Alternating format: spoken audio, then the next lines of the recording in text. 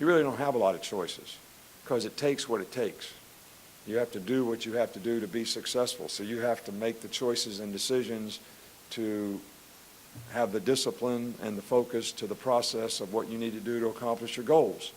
And all these guys that think they have a lot of choices are really, sort of sadly mistaken. And I think, as we all have done with our own children, they learn these lessons of life as they get older. And sometimes the best way to learn is from the mistakes that you make, even though we all hate to see them have to make them. And we don't really condone it when they do. So Gino has done a good job coming back and doing what he's supposed to do, and hopefully he'll finish that up by the end of May and kind of go from there.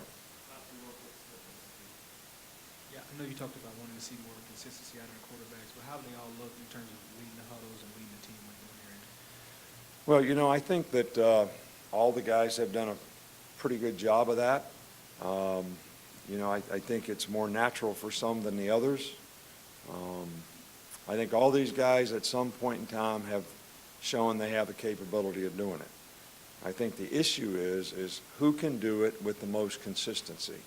Who can, it's just like a guy that shows he can hit a home run, but the good home run hitters hit it more often than the other guys. So we're looking for the guys that can do it more consistently and who's going to help play winning football at that position on the most consistent basis. Knowledge and experience comes into that, instincts and awareness, understanding of the offense, confidence, all these things, are factors, in this. Ability to be accurate, be a good decision maker with the ball, take care of the ball. So, this is not something that you can just sort of wave a wand and say, okay, I think we got it here. I think, this decision is going to get made over time, and we're going to be fair and give everybody a fair opportunity. And when the time comes, we're going to have to make a choice and a decision and, go to work on making that guy the guy.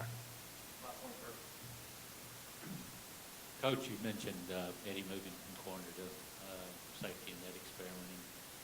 What is the difference between cornerbacks and safeties insofar as qualities or corners are in one-on-one situation. Look, to be a good defensive back, you got to be able to tackle, you got to be able to play man-to-man, you got to be able to play the ball in the deep part of the field. Those are three critical factors. I don't care what position you're playing.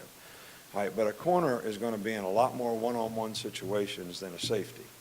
A safety probably is going to be in more situations where he has to fit the run and be a good tackler, be a more physical player, be a little more durable, and probably, even though he's not going to be in as many one-on-one situations, his range at the position to break on the ball is probably more critical, where a corner's probably a little more critical to play man-to-man, play his guy, play the ball in the deep part of the field, not probably have to run support quite as much, but he's going to get put in more isolated situations probably 5 or 6 times a game where, those are the plays the good corners make.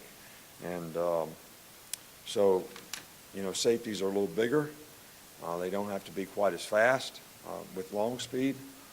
Instincts really help, and that's one thing that Eddie's always had, really good football instincts and awareness. So, we'll see how this works for us. All right, guys, thanks.